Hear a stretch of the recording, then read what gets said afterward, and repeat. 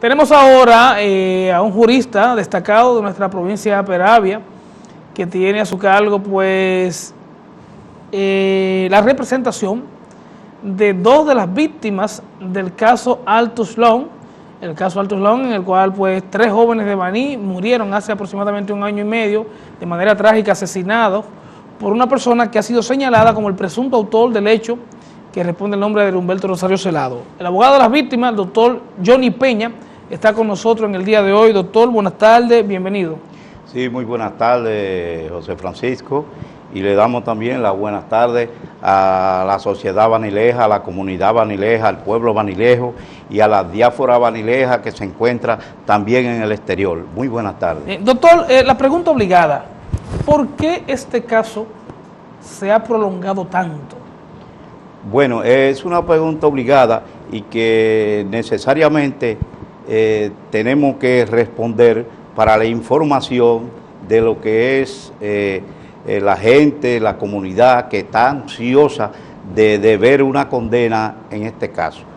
Lo primero es que, como todos conocidos, desde la primera etapa que comenzó el proceso, como tú bien me lo dijiste una vez, no sé si tú te acuerdas, en un programa que participamos de la radio, en la radio, y dijiste, ahí va a haber muchas suspensiones, y yo dije, bueno, mirando las características de la situación y del abogado de niveles privados que tiene el imputado, sabíamos esto. Nosotros, desde que comenzamos en la medida de coerción, nos empapamos bien del caso, de la situación, sabíamos que esto venía.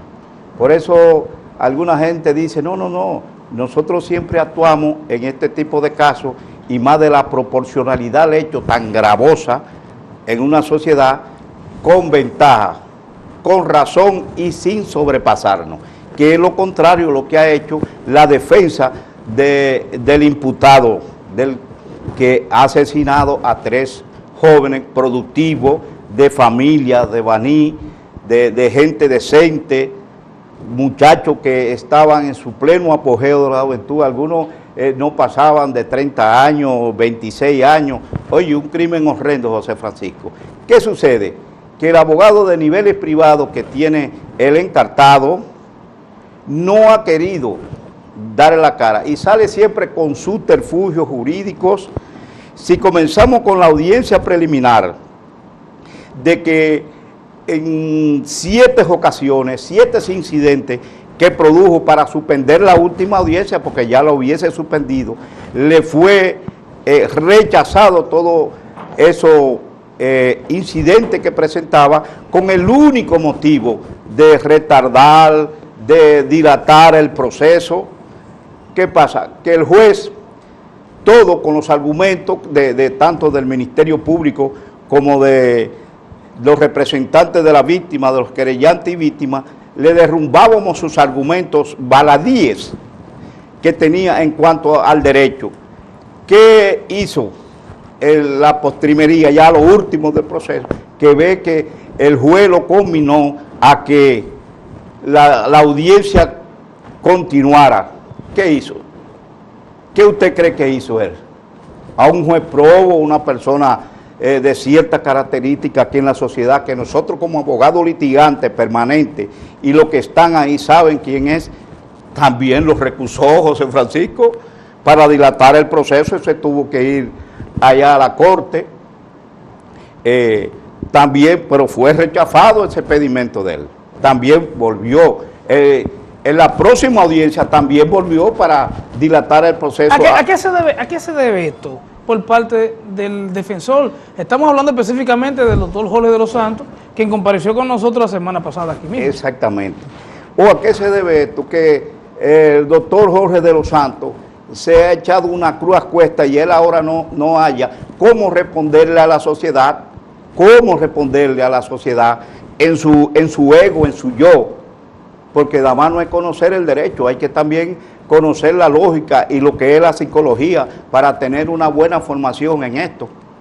Él habla de los elementos de prueba. Él dice que en un Estado de derecho, de respeto, a su defendido no pueden condenarlo. Y que incluso dice que le conocieron medida de coerción sin ningún tipo de prueba en su contra. Bueno, es lamentable que él haya dicho eso y esté diciendo eso, porque si es un abogado tan probo y que todo lo suspende, ¿por qué él no ha usado los recursos que le da la ley para ir a una corte? Él pudo esa medida apelarla y la ley le da ese fundamento, él puede apelarla ante la corte. ¿Y por qué él no lo apeló? No, él dijo en su momento, cuando lo entrevistamos en la radio, que él no lo apelaba porque no era prudente, por la gravedad del hecho en lo que se investigaba. Ahí entonces, es lo que se investigaba. ¿Y qué quiere decir eso? Que en la medida de coerción, con solo una prueba indiciaria, es justo para que en este tipo de casos se le dé medida de coerción. Porque yo estoy seguro que si hubiese sido yo, que estuviera de aquel lado, cosa muy difícil, porque en este tipo de casos no hay dinero para mí, en contra de una sociedad, de un pueblo, de un hecho tan grave, yo no voy en eso, no hay cuarto para mí en esto. Pero ¿por qué él no ha usado los recursos? Si yo sé, José Francisco, que yo tengo la ventaja fundamentada en derecho, uso mis recursos y voy y hago una apelación. ¿Y por qué él no la hizo? Porque él sabe el caso que hay. Lo que se ha querido y lo que se hace es confundir al pueblo, es confundir a la gente para que, no sé, para hacerse el gracioso, para hacerse... Esto es un problema que hay que debatirlo en un juicio oral, contradictorio con todos los principios rectores que presenta el proceso penal. ¿Y por qué él no se aboca a eso? Él no se ha abocado a un juicio de fondo. ¿Por qué, doctor? No, porque él sabe la condena que le vienen, pero son pruebas más que abrumadoras. Ahí hay pruebas que todavía nosotros podemos desecharlas y seguimos con la ventaja. Él dice que tiene 5 testigos de descargo. Sí, 5 testigos que nosotros propusimos y él lo cogió porque él no tenía más. Y también, pero si él tiene 5 testigos de descargo, ¿por qué no produce el juicio? Porque todo da a entender y todo el mundo sabe que el único que ha torpedeado este proceso es su abogado de nivel privado, oye, hundiendo más a ese imputado, pero más de la gravedad. Él ha dicho que el Ministerio Público no ha respetado las normas procesales, que por eso él incidenta las audiencias, porque bueno, no respetan las normas procesales. Pero mira, yo no sé si él está careciendo o algo lo está atormentando a él, o está muy nervioso, porque eso pasó por una preliminar. ¿Qué es la preliminar? La audiencia, las pruebas. ¿Y cuántas pruebas fueron acogidas con licitud, con pertinencia, como lo establece el artículo 126, 166 de la normativa procesal, como buenas y válidas? ¿Y por qué el Ministerio Público, lo que ha hecho ahí, ha sido una buena y exhaustiva investigación? No como procesalista como nosotros, con maestría en derecho procesal, sino con procesalistas de la capital, que son procesalistas, han hablado y me ha dicho, oye, no tiene para dónde coger, ni la puerta de atrás está cerrada en derecho. Lo único que debe de abocarse a conocer el fondo y dejar de estar recusando a jueces sin ningún valor probatorio. Usted sabe lo que usted es recusar a un juez, recusar a 3 juezas. Si usted tiene un valor probatorio solamente por dilatar el proceso, oye, yo nunca he recusado a un juez porque yo, si no tengo prueba, no someto nada.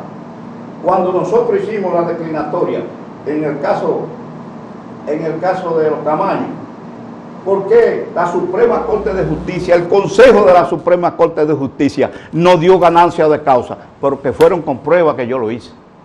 Y se lo dije a algunas personas que estaban en el proceso. Vamos a hacer esto, pero yo busqué mi prueba. ¿Y qué hizo la Suprema Corte en Consejo? La cogió totalidad, fue sacado el caso, pero que él no presenta nada, está torpedeando el proceso. Doctor, este acusado, Adrián Humberto Rosario Celado, ¿usted ha tenido la oportunidad de estar en algún interrogatorio de él o él ha declarado en audiencia, ha podido hablar? No, es que su abogado no le permite hablar nada. O sea, él tiene 1 año y medio con Baní en Ascua esperando algo y él no ha hablado.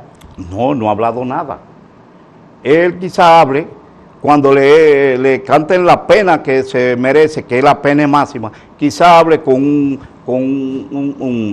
volviendo allí un desorden, queriendo agredir a todo el mundo, a abogados, hasta juezas, porque ellos tienen su perspectiva y nosotros tenemos... ¿Se prevé que pudiera ocurrir eso de parte No, de él? no, se prevé, no, que el abogado de nivel privado, y todo el mundo lo sabe, a viva voz, José Francisco, pero tú me entrevistaste y del patio a mí no me amenazaron. Sí. Y tú lo sabes, que yo no estoy hablando mentira. Yo no estoy, del patio no me amenazaron que me iban a arrancar la cabeza. Pero uno está expuesto a cualquier cosa, que Dios nos libre. Pero si sucede, ¿qué podemos hacer? Si fue eso lo que elegimos. Y cada día le pido a Dios que si yo sabía que me tenía esto destinado, y sigo estudiando cada día un chin más. Yo lo que le pido al abogado de nivel y privado, que no convierta esto como lo ha convertido en un show de mal gusto, que no dilate el proceso, que el abogado bueno, el abogado es el que resuelve los casos y enfrenta su caso, que se acabó eso de sentimentalista, que ya esto no es un show de argumentaciones, de perorata, esto es, como lo dice la normativa procesal penal en su artículo 111, la defensa técnica, esto es un discurso técnico de prueba, atacar a las pruebas o no atacar a las que él cree que no son lícitas, a las que son lícitas, hacer un discurso técnico, no una barricada para nada, simplemente para dilatar, pero las puertas se le están cerrando, José Francisco. Al encartado él está cerrando todas las probabilidades y lo único que le queda a ese tipo, a ese desaprensivo, es una condena ejemplar para sacarlo de la sociedad. En esta última ocasión, doctor, ¿por qué se reenvió la audiencia? Bueno, él presentó el abogado del desaprensivo imputado. Estamos hablando del doctor Jorge de los Santos. Sí, del doctor Jorge de los Santos, porque nosotros lo conocemos bien y estamos de frente a cada audiencia. Hoy, ¿por qué se suspendió? Él recusó también al Ministerio Público. ¿Qué pasa? También lo presenta sin pruebas, sin argumentos.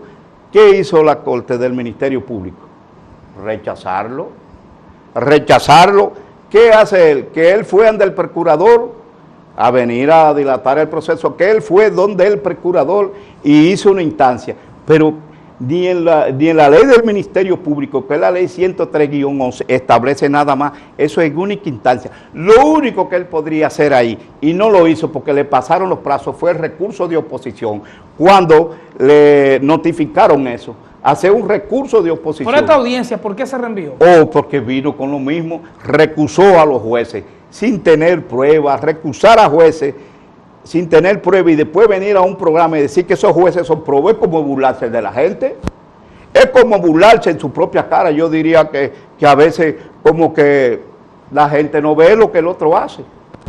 Él dijo que las juezas que están conociendo el caso, incluso viven aquí mismo en Baní, y están sometidas a lo que él califica como una presión mediática. No, esas juezas no están sometidas a ninguna presión mediática. Él quiere hacer una presión mediática. Es que la presión en este tipo de casos, por eso usted ve de la lógica y de la psicología, él no puede pretender que en este tipo de situación la sociedad no se altere. ¿O por qué usted cree? Que le ha matado, mira, a un gallero le mata a un gallo bueno y hay hasta preso y hay problemas. Continuar tres jóvenes de Baní. Si él cogió el caso y no analizó todos los aspectos psicológicos, no nada más de los artículos y de lo que él podía dilatar el proceso, él va a tener nerviosismo profundo, muy profundo. Él va a tener, para dormir, tiene que ir a un médico. La próxima audiencia porque todavía estas presiones sociales van a seguir, porque es que, oye, históricamente, tú como un hombre acucioso, un periodista acucioso, un muchacho joven que te reconocemos, ¿tú has visto aquí un caso de esta naturaleza? No. En la historia de Baní. No, todavía no lo vimos. Pero por Dios, y entonces ¿qué él cree? ¿Que va a tapar esto con una hojita de mango como si hay indio? No, se acabaron esto, aquí hay que discutir esto, y su condena viene.